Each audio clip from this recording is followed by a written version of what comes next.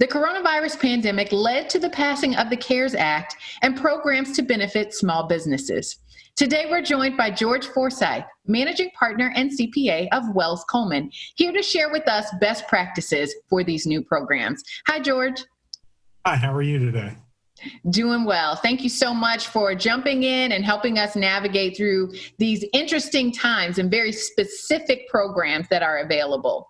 So you have many years of experience in advising small businesses, and right now would typically be tax time. So can you tell us a little bit about what the differences are in this tax season and how you're helping small businesses navigate?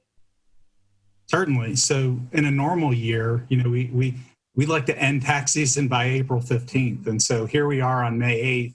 Our busy season isn't over and there's no end in sight. In fact, with the federal deadline being July 15th, we still have a couple months to go. But the biggest difference this season alone is everyone is more focused on keeping their businesses alive and keeping their employees retained and leveraging these stimulus programs. That we're focusing most on helping clients with the PPP, the Payroll Protection Program. And we've kind of put on the side or on the shelf the tax preparation and individual returns and business returns because the return isn't meaningful if your business fails in the interim. So that's how this season is different. Absolutely. And a great point you make about, keeping everyone alive in the midst of all of this. You also mentioned the Payroll Protection Program, or the PPP. What is that plan and which types of businesses are eligible for it?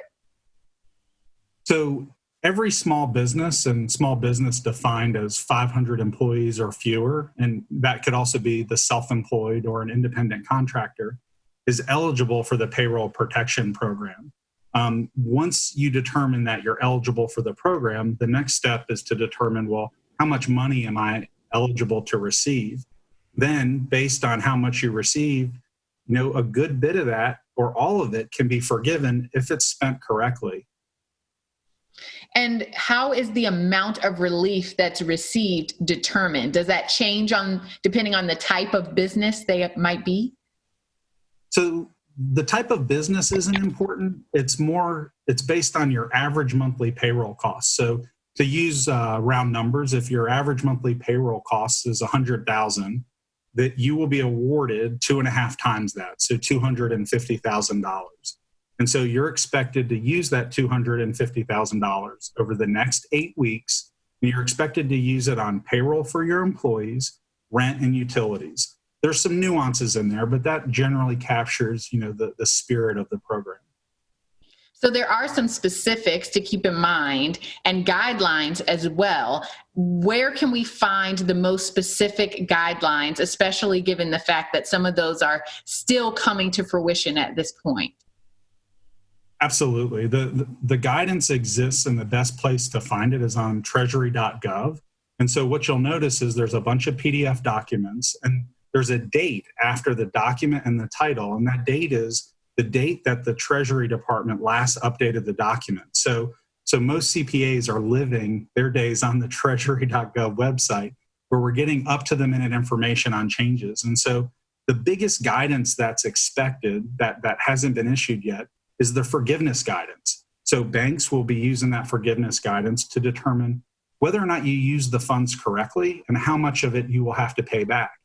The CPAs are desperately seeking that guidance, as well as we're advising small businesses on how to use the money in anticipation of how the funds will be tested after the fact to determine forgiveness. So that guidance should be out any moment.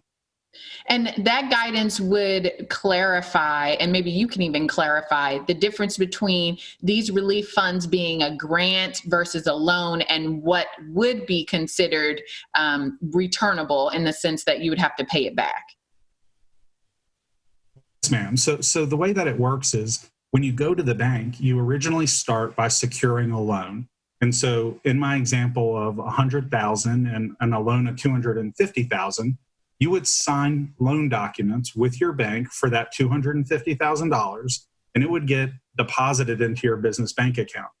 At a later date, after the 8 weeks has gone past and you spent the money, you would then apply with your bank to have that money forgiven, at which point you would prove to the bank how you use the funds that were in accordance with the PPP program, and the bank would rule in favor or not in favor of your forgiveness.